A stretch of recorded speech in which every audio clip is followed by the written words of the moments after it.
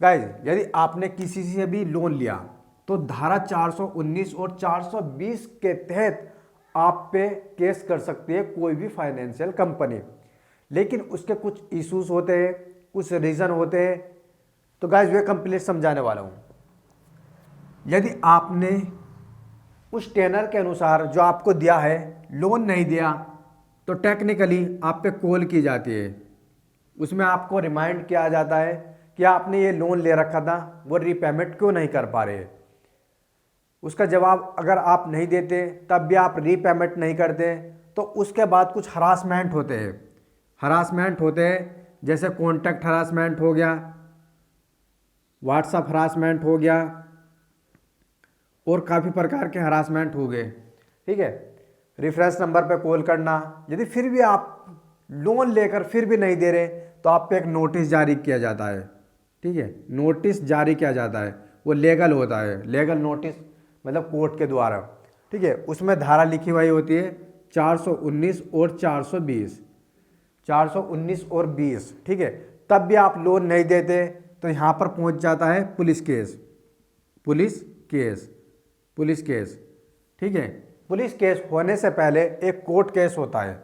ठीक है, जिसमें आपको लोन देने का टाइम मिलता है, जिसमें लोक अदालत में जाने का आपको मौका मिलता है। जैसे कि आपने 20,000 लोन लिया था, उस पर इंटरेस्ट लग गया तो छूट मिलती है, फिर वे चला जाता है लोक अदालत में, तो कोर्ट केस होता है। यदि आप तब भी लोन नहीं देते तो फिर यहाँ पर एंट्री होती है पुलिस की, पुलिस की।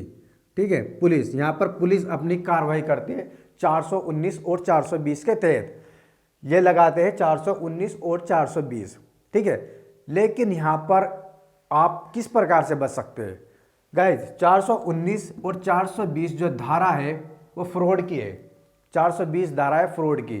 यदि आपने कोई भी किसी भी प्रकार का फ्रॉड कर रखा है, जैसे कि आपने लोन लिया, लेकिन लोन लिया किस प्रकार से? नकली डॉक्यूमेंट पर। आपने अपने डॉक्यूमेंट लगाए नहीं, आपने किसी और के डॉक्यूमेंट लगा दिए, आपने वो लोन ही लिया था फ्रॉड करने के लिए ही, तो फिर यहाँ पर आश्चर्य हो जाता है 419 की आपने जो कार्य करा है वो इस आश्चर्य से करा है कि ये फ्रॉड है। और 420 धारा होती है फ्रॉड की, केवल फ्रॉड की। कोई भी आपने काम करा है वो फ्रॉड काम है। तो पुलिस केस तब होता है जब आपने फ्रॉड करा है। ठीक है, लेकिन यदि आपने अपने ही पैन कार्ड, अपने ही पैन कार्ड प्लस अपने ही आधार कार्ड, अपना ही phone number, total A to Z अपना ही यूज करा है, कोई भी किसी को भी प्रॉब्लम नहीं है, कोई भी किसी को शिकायत नहीं है, तो फिर आप पे यहाँ पर पुलिस केस नहीं होगा। ड्यू, यदि ड्यू है कोई भी अमाउंट आप दे नहीं पा रहे हैं, जैसे कि मान लेते हैं आपने यहाँ पर 40,000 रुपये अमाउंट लिया था और आप पे 50,000 हो गया इंटरेस्ट सहित, तो इसमें पुलिस केस बिल्कुल नहीं बनता। ड्यू पे कभी पुलिस केस नहीं बनेगा।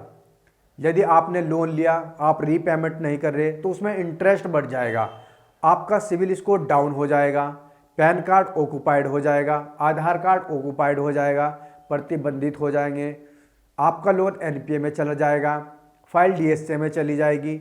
लेकिन आपका यहाँ पर कोई पुलिस केस नहीं बनेगा, किसी भी प्रकार का पुलिस केस नहीं बनेगा।